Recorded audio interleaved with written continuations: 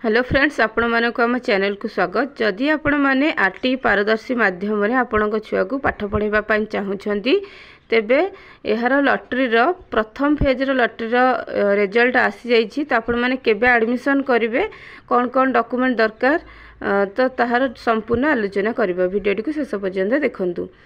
तो देखंतु एठारे एक चिट्ठी रही 25/4/2025 रे एक चिट्ठी आसी। तो फास्ट फेज जहा कि लॉटरी रो रिजल्ट आसी जिबा परे आपण माने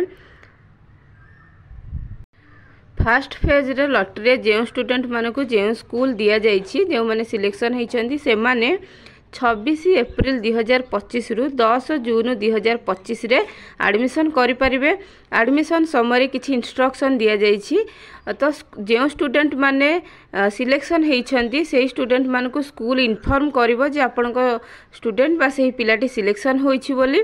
तापर देखंतु एठारे स्कूल से पिला मानकु कोनोसी एडमिशन समय कोनोसी एक्स्ट्रा डॉक्यूमेंट मागी परिबे नाही।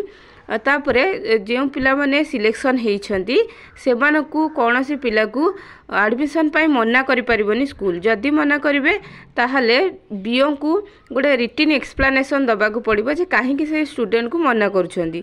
तापर एडमिशन समय रे कोनोसी स्टूडेंट को जो माने सिलेक्शन होइछन्ती तांकटु कोनोसी प्रकार रो टंका से माने नै परिबेनी, कारण यह फ्री रे एडमिशन करा जिवो।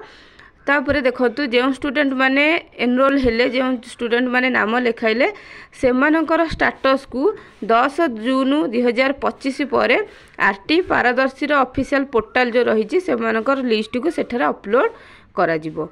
तो यह थिला संपूर्ण इन्फॉर्मेशन टी। जदि आपण माने सिलेक्शन होइछन्ती तेबे हमकु कमेंट माध्यम रे जणाई परिबे। वीडियो टी को शेष पर्यंत देखिथिबारु धन्यवाद।